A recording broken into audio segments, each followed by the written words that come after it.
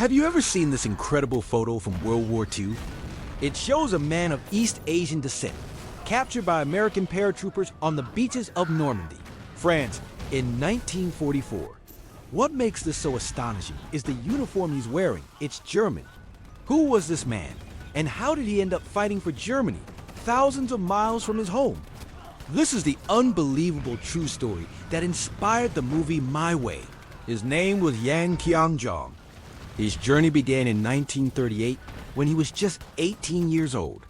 At the time, Korea was under Japanese rule, and Yang was conscripted into the Kwantung Army, the Japanese Imperial Army in Manchuria. A year later, he found himself fighting against the Soviet Union at the Battle of Khalkhin-Gol. The Japanese forces were defeated, and Yang was captured by the Soviet Red Army.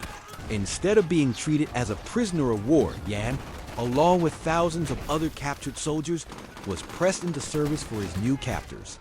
He was sent to a labor camp, and then, as the war in Europe escalated, he was forced to fight on the Eastern Front against Nazi Germany. In 1943, during the brutal Third Battle of Kharkov in Ukraine, he was captured yet again this time by the Germans. By now, you might think his story couldn't get any more unbelievable, but it does. The German army, facing severe manpower shortages, often incorporated foreign soldiers into its ranks. These units were known as Osttruppen, or Eastern troops. And so, Yang Kyoungjong found himself wearing a German uniform. He was sent to France to help fortify the Atlantic Wall, a line of coastal defenses built to repel an Allied invasion. And that's where American soldiers found him, on D-Day, June 6, 1944. A Korean man who had been forced to fight for Japan in the Soviet Union was now a German soldier captured by the Americans in France. It's a journey that defies belief. Imagine the confusion of the American soldiers trying to communicate with him. He spoke Japanese and Russian, but no German or English. After being captured by the Americans, he was sent to a prisoner of war camp in Britain. At the end of the war, he was released and granted U.S. citizenship. He settled in Illinois, got married, and raised a family, living a quiet life far from the battlefields that had defined his youth. He never spoke much about his wartime experiences. He passed away in 1992.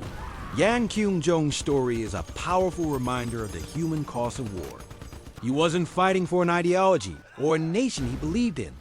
He was a pawn in a global conflict, a survivor swept up by the tides of history. His journey across 3 continents, fighting under 3 different flags, not by choice but by chance, is one of the most remarkable and tragic stories to come out of World War II. It shows how ordinary people can be caught in the crossfire of extraordinary events.